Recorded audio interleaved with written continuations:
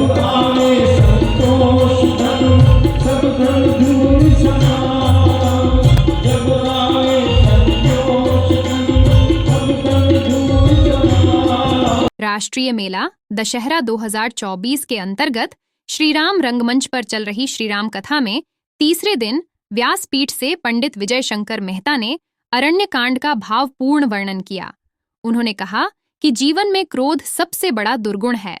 काम, क्रोध, लोभ से सदैव बचना चाहिए। अपने घर में कभी किसी को कठोर वचन नहीं कहना चाहिए। सीता जी ने देवर लक्ष्मण को कठोर शब्द बोले और उन्हें इसकी कीमत चुकानी पड़ी।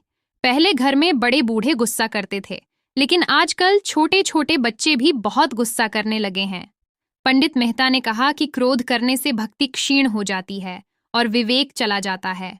हमें क्रोध का मालिक बनना चाहिए, गुलाम नहीं।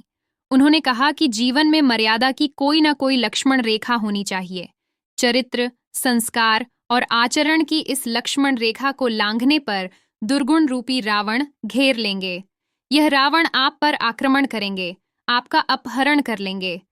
पंडित मेहता ने स्टूडेंट्स को संदेश देते हुए कहा कि जीवन में बाधाएं और चुनौतियां आती हैं, लेकिन कभी निराश नहीं होना चाहिए।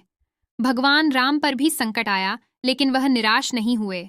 जीवन में दुख परेशानी आए तो कभी टूट मत जाना।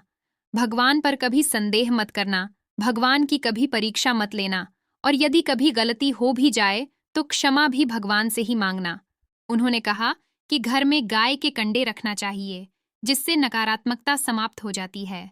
इस दौरान हंसते हंसते जाइए और जरा मुस्कुराइए। अच्युतम केशवम रामचंद्र भज सरीखे भजनों के प्रस्तुतियां दी गईं। शबरी के प्रसंग का वर्णन करते हुए पंडित विजय शंकर मेहता ने कहा कि भगवान ने 9 प्रकार की भक्ति बताई है। इसके लिए उन्होंने शबरी को चुना।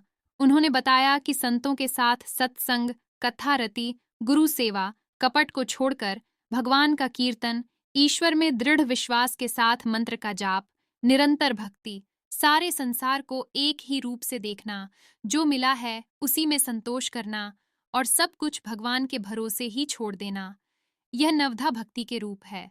पंडित विजय शंकर मेहता ने रावण रूपी दुर्गुण बताते हुए कहा कि 9 लोगों से कभी नहीं उलझना चाहिए। उन्होंने कहा कि जिसके हाथ में शास्त्र हो, जो रहस्य को जानता हो, मूर्ख व्यक्ति, समर्थ स्वामी, धनवान, वैद्य, भाट और रसोइये से कभी शत्रुता नहीं लेनी चाहिए। जब आवे संतोष धन सब धन धूल समा।